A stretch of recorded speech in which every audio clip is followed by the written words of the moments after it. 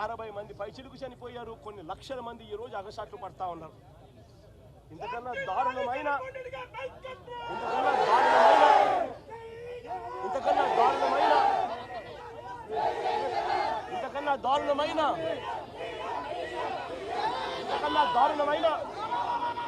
పరిపాలన ఎక్కడైనా ఉంటుందా అని అడుగుతా ఉన్నా.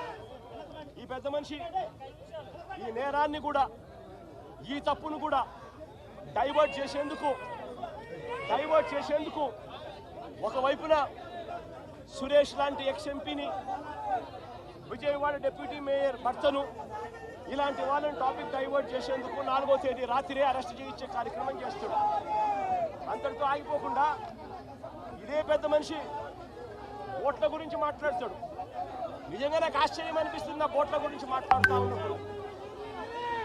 ఈ ఓట్లన్నీ కూడా ఎవరు ఏని అడుగుతా ఉన్నా, ఈ ఓట్లకన్నిటికీ కూడా ఎవరి హయాంలో పర్మిషన్ వచ్చింది అని అడుగుతా ఉన్నా.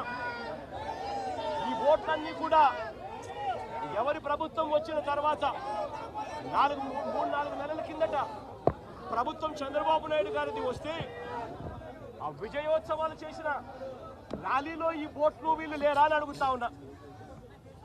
ఈ ఓట్లలో ఉన్న వ్యక్తులు, ఈ ఓట్లు గత 4 నెలలుగా చంద్రబాబు నాయుడు గారితో కలిసి ఇసుక దోపిడీలో చంద్రబాబు నాయుడు గారితో కలిసి ఈ బోట్ల ఓనర్లు వీళ్ళందరూ కూడా భాగస్వాములు అయినారు.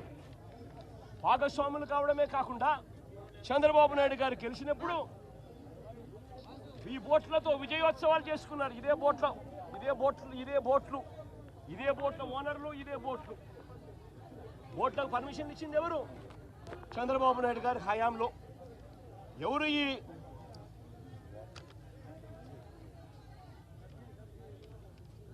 ఈ ఊషాద్రి అనే మనిషి ఎవరు? చంద్రబాబు నాయుడు గారితోనూ లోకేష్తోనూ ఇద్దరితోనూ కలిసి దిగిన ఫోటోలు కనిపిస్తూ ఉన్నాయి. తెలుగుదేశం పార్టీలో క్రియాశీలకంగా వ్యవహరించిన పరిస్థితులు కనపడతా ఉన్నాయి. రామ్మోహన్ అనే మనిషి ఎవరు? ఆయన టీడీపీ ఎన్ఆర్ఐ నేత జయరాం అనే వ్యక్తి సోదరుడి కుమారుడు కాదా అని అడుగుతా ఉన్నా. టీడీపీ హయాంలోనే ఈ ఓట్లకు అనుమతులన్నీ ఇచ్చారు. వీరు గెలిచాక విజయోత్సవ ర్యాలీలో కూడా వీళ్ళు పార్టిసిపేట్ చేశారు. తెలుగుదేశం పార్టీకి చెందిన ఆలూరు చిన్న అనే వ్యక్తి ఎవరు? ఈ వ్యక్తి ఎవరు? తెలుగుదేశం పార్టీకి ఉన్న సంబంధాలు ఏమిటి? ఇంతమంది బోట్ ఓనర్లు, బోట్లు అన్నీ కూడా తెలుగుదేశం పార్టీ వారియే కనిపిస్తూ ఉంటే, ఈ బోట్లు వరద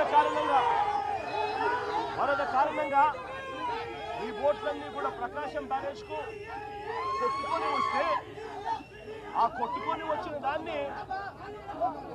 వచ్చిన దాన్ని రాజకీయం చేయాలని, వాస్తవాలను వక్రీకరించి ఆయన 60 మందిని నిర్దాక్షిణ్యంగా చంపేసి ఇన్ని లక్షల మందిని తాను ఇబ్బంది పాలు పెట్టాడు అన్న మాటను మర్చిపోయేట్టుగా చేయాలని, డైవర్ట్ చేయాలి అని తాను వక్ర భాష్యం చూపిస్తూ వేలు ప్రతిపక్షం వైపు ఎత్తి చూపిస్తారు.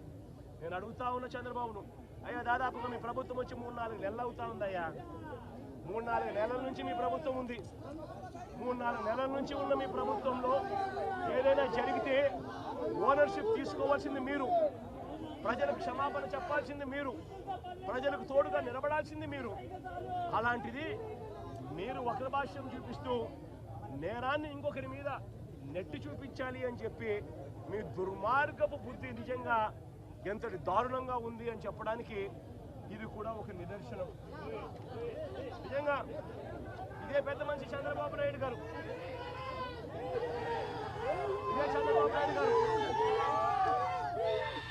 ఏ రకమైన రాక్షస పాలన చేస్తా ఉన్నాడు, ఏ రకంగా ఈనాడు అనే దినపత్రిక, ఏనాడు ఆంధ్రజ్యోతి, ఏనాడు TV5 ఇవన్నీ కూడా చంద్రబాబు నాయుడు గారిని ఎలా గోబెల్స్ మాదిరిగా ఎలా మోస్తున్నారో చెప్పడానికి కూడా ఒక చిన్న ఉదాహరణ ఈరోజు ఈనాడులో వచ్చింది.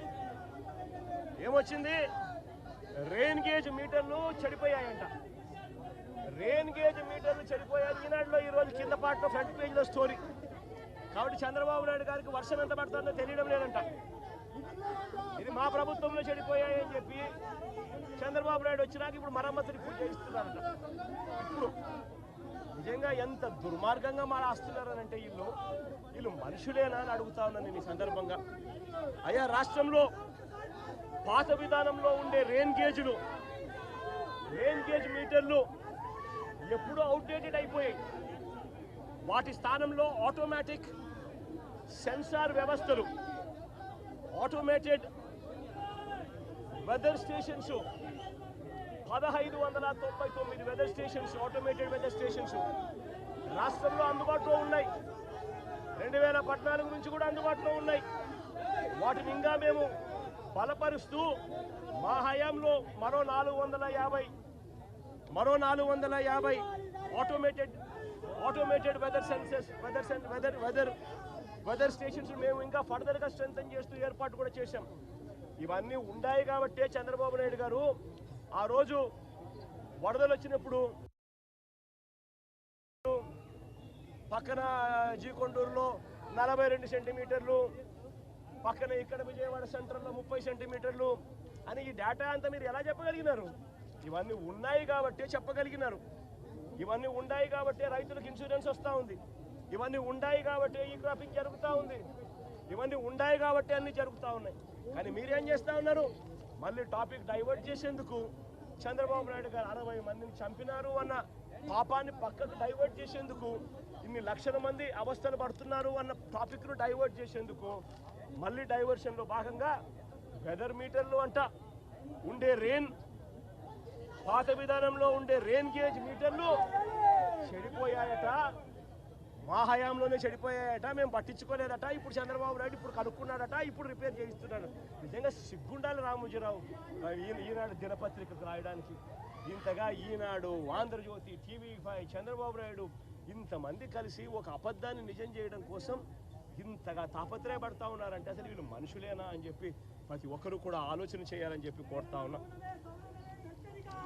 నేను ఇవాళ చెప్తా ఉన్నా, ఎంత దారుణంగా ఉంది వీళ్ళ పాలన అంటే, నిన్న పెదకూరుపాడు నియోజకవర్గంలో జరిగిన ఘటన, మా ఎక్స్ఎమ్మెల్యే శంకర్రావు, పెదకూరుపాడు ఎక్స్ఎమ్మెల్యే శంకర్రావు అన్న పెదకూరుపాడులో ఈ విపత్తు వల్ల, వరదల విపత్తు వల్ల జరిగిన నష్టాల్లో పాలు పంచుకుంటూ రైతులకు, ప్రజలకు తోడుగా ఉండేందుకు తాను బయలుదేరుతా ఉంటే తాను వెళ్లకుండా కారును అడ్డగించి, ఒక ఎక్స్ఎమ్మెల్యే కారును అడ్డగించి ఆ కారును పగలగొడతారు.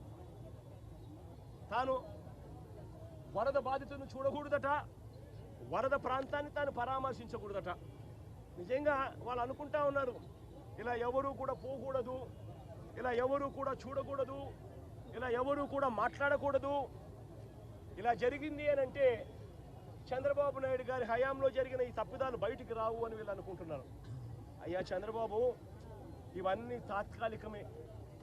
నష్టం జరిగింది ప్రజలకు, కష్టం వచ్చింది ప్రజలకు, దెబ్బ తగిలింది ప్రజలకు, నొప్పి కలిగేది ప్రజలకు. ఆ ప్రజలు చంద్రబాబు నాయుడు చేస్తూ ఉన్న ఈ తప్పులను ఒకదానికి ఒకటి యాడ్ చేసుకుంటూ పోతా ఉన్నారు. యాడ్ చేసుకుంటూ పోయి శిశుపాలని పాపాల మాదిరిగా మీ 100 తప్పులు కూడా వేగంగా ముందుకు పడతా ఉన్నాయి అడుగులు. మీరు భూస్థాపితమైపోయే రోజులు కూడా త్వరలోనే వస్తూ ఉన్నాయి. మీరు మీ పార్టీని కూడా గుర్తుపెట్టుకోమని కోరుతా ఉన్నా.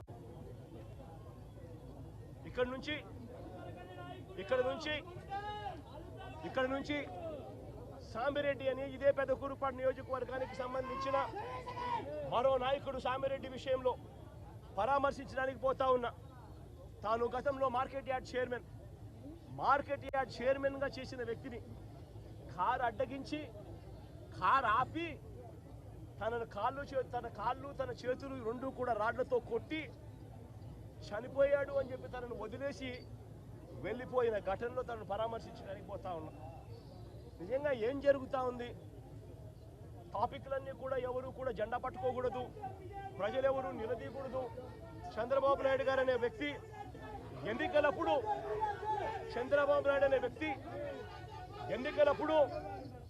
ఎన్నికలప్పుడు సూపర్ 6 అంటూ, సూపర్ 7 అంటూ ఎన్నికలప్పుడు చంద్రబాబు నాయుడు గారు తప్పుడు అబద్ధాలు చెప్పాడు. ఆ అబద్ధాలన్నీ ఇవాళ మోసమయ్యాయి. మోసంలో నుంచి ప్రజలు ఈరోజు కోపం ప్రజలకు ఈరోజు ఆ మోసం నుంచి ప్రజలు కోపంతో ఈరోజు బయటికి రోడ్ల మీదకి రాకూడదు అని వైఎస్ఆర్సీపీ శ్రేణులు రోడ్ల మీదకి ప్రజలకు మద్దతు తెలుపుతూ రాకూడదు అని ఈ మాదిరిగా ఒక దుర్మార్గపు అగాత్యాల పాలన చేస్తూ ఉన్నారు. నేను అడుగుతా ఉన్నా ఇదే చంద్రబాబు నాయుడు గారిని, దాదాపుగా 3.5 నెలలు దాటుతా ఉంది, ఏమైనా మీ సూపర్ 6 అని అడుగుతా ఉన్నా.